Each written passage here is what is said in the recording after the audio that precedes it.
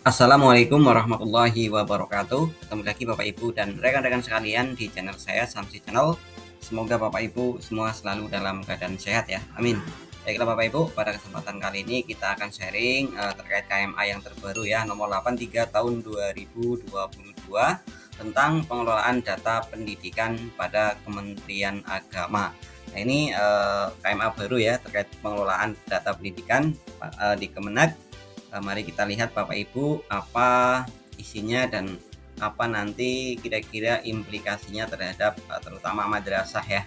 Oke, baiklah, tapi jangan lupa yang belum subscribe channel saya silahkan di subscribe dulu Bapak Ibu, tekan loncengnya, jempolnya jangan lupa ditekan, like, komentar, silahkan dan bagikan sebanyak-banyaknya, semoga bermanfaat. Terima kasih Bapak Ibu, rekan-rekan. Kita akan lihat KMA 83 tahun 2022 tentang pengelolaan data pendidikan pada Kementerian Agama.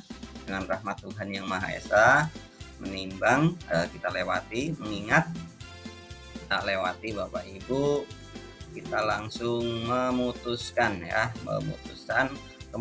keputusan Menteri Agama tentang pengelolaan data pendidikan pada Kementerian Agama. Yang ke-1, pengelolaan data pendidikan pada Kementerian Agama diselenggarakan melalui Education Management Information System atau EMIS ya Bapak Ibu. Jadi pengelolaan data pendidikan pada Kementerian Agama diselenggarakan melalui EMIS. Jika selama ini memang belum ada KMA-nya, saat ini sudah jelas ada KMA-nya ya. Barangkali ini menjadi landasan terutama untuk memperbaiki segalanya ya. Kemudian yang kedua, klasifikasi dan ketentuan mengenai data pendidikan pada Kementerian Agama tercantum dalam lampiran 1 yang merupakan bagian tidak terpisahkan dari keputusan ini. Mari kita lihat ya, kita akan lihat ya Bapak Ibu lampiran 1-nya. Tapi jangan lupa sekali lagi yang belum subscribe silahkan di subscribe dulu ya, terima kasih. Kemudian yang ketiga, pengelolaan Education Management Information System EMIS sebagaimana dimaksud dalam diktum ke-1 dilaksanakan sesuai dengan ketentuan sebagaimana tercantum dalam lampiran 2 yang merupakan bagian tidak terpisahkan dari keputusan ini. Jadi nanti juga ada lampiran kedua, kita akan lihat ya Bapak Ibu rekan-rekan sekalian.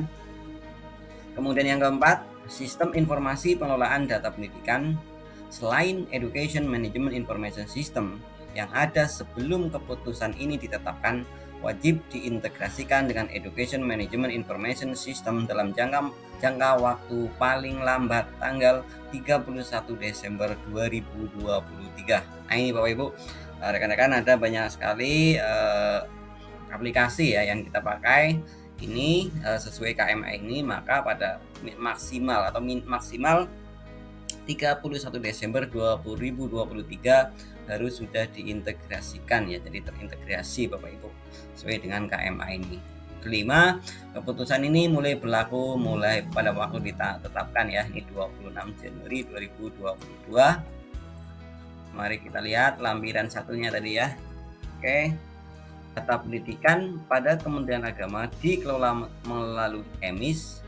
Data pendidikan meliputi ada 3 jenis, data induk, data pokok, dan data program. Data induk itu terdiri dari apa saja? Data induk merupakan data yang merepresentasikan objek dalam proses bisnis pendidikan pada Kementerian Agama untuk digunakan bersama. Data induk berasal dari unit organisasi, kementerian atau lembaga lain, pemerintah daerah dan atau pemangku kepentingan dalam dan luar negeri. Data induk pendidikan memuat keterangan mengenai profil satuan pendidikan, pendidik, tenaga kependidikan, dan peserta didik. Profil satuan pendidikan paling sedikit memuat nomor identitas, unit satuan pendidikan, nama satuan pendidikan, bentuk satuan pendidikan, jenjang satuan pendidikan, status satuan pendidikan, alamat, nomor telepon, kode pos, titik koordinat, data citra, nomor izin operasional, dan tanggal izin operasional.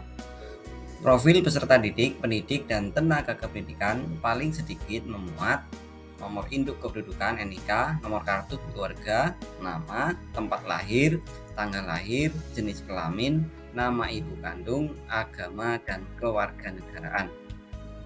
Kemudian data pokok Yang kedua ya, data pokok merupakan data yang dikelola untuk mendukung kelengkapan data induk dan diperbaharui secara berkala oleh setiap satuan pendidikan.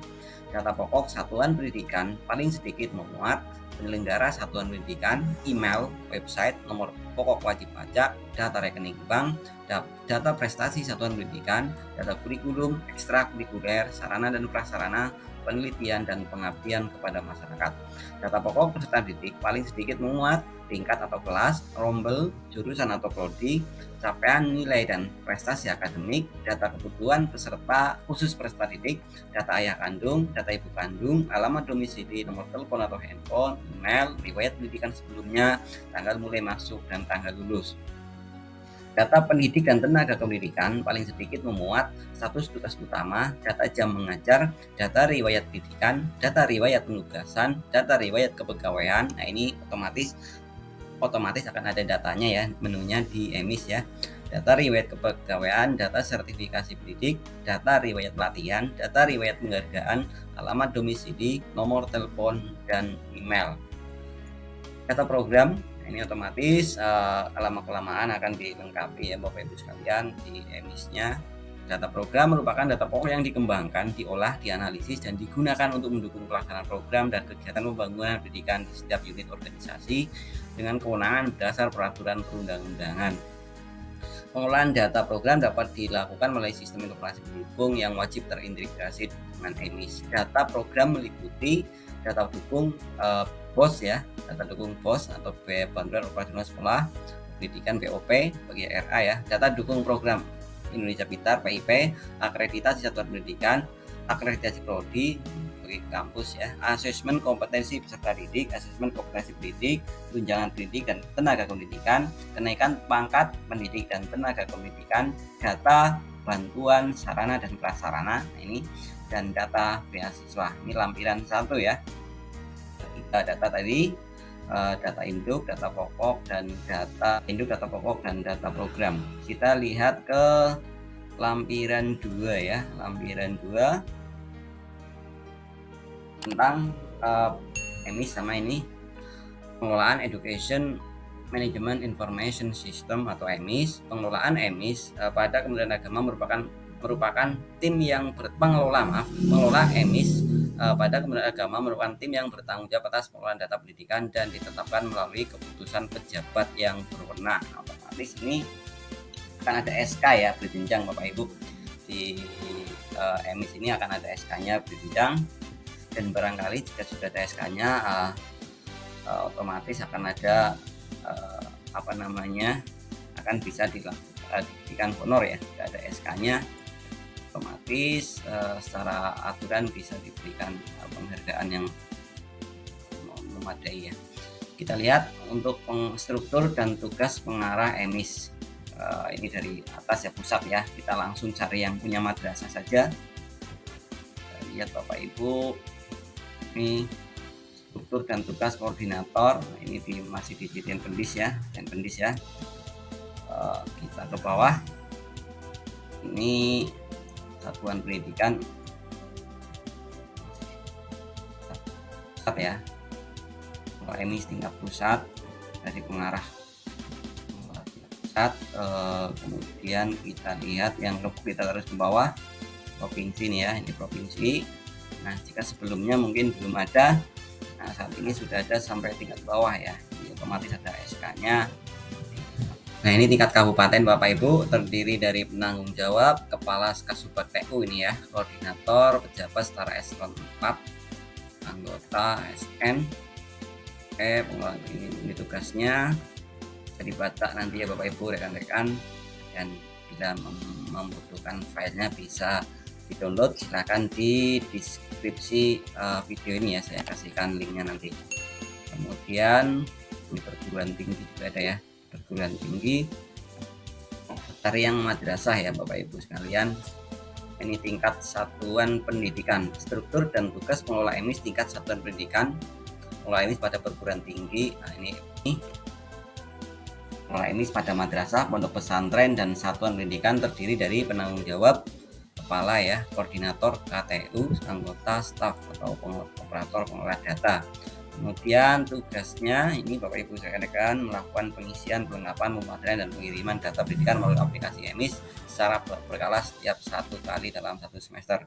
Memastikan kelengkapan, kebenaran dan kemudahan data pendidikan yang dikirimkan, mencetak berita acara pendataan setelah menyelesaikan pengiriman data EMIS setiap semester, mengoptimalkan pemanfaatan data EMIS untuk mendukung perencanaan dan pelaksanaan program kerja di lingkup satuan pendidikan masing-masing, mengalokasikan anggaran untuk mendukung kebutuhan operasional pendataan EMIS di lingkup satuan pendidikan masing-masing. Ini Bapak Ibu mengalokasikan anggaran, menyediakan dan memelihara sarana pendataan EMIS di lingkup satuan pendidikan, dan apabila terjadi masalah dalam pelaksanaan pengelolaan EMIS dapat melapor kepada ini.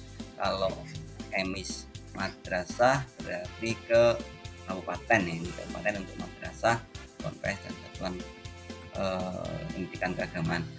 Menyampaikan laporan pelaksanaan pengelolaan EMIS kepada ini untuk dan pimpinan kepala satuan pendidikan untuk madrasah, pondok pesantren dan satuan pendidikan. Jadi ini menyampaikan laporan kepada pimpinan ya. Jadi demikian Bapak Ibu isi daripada KMA nomor 83 tahun 2022 tentang pengelolaan data pendidikan pada Kementerian Agama. Ini kita sharing sebagai pengingat kepada saya pribadi juga ya, agar tidak lupa dan videonya dari channel saya sehingga tidak lupa ya, dan mudah-mudahan bermanfaat juga bagi Bapak Ibu dan rekan-rekan sekalian. Intinya bahwa dengan adanya KMA ini mudah-mudahan pengelolaan EMIS menjadi lebih baik ya, lebih baik, dan datanya menjadi lebih baik, dan pada akhirnya bisa menghasilkan atau membuat madrasah menjadi lebih baik. Oke Bapak Ibu, kita ketemu di video selanjutnya. Jangan lupa yang belum subscribe channel saya silahkan di subscribe dulu ya, like, komentar, dan dibagikan. Terima kasih Bapak Ibu, semoga Bapak Ibu semua selalu diberi kesehatan oleh Allah Subhanahu wa Ta'ala. Amin. Wassalamualaikum warahmatullahi wabarakatuh.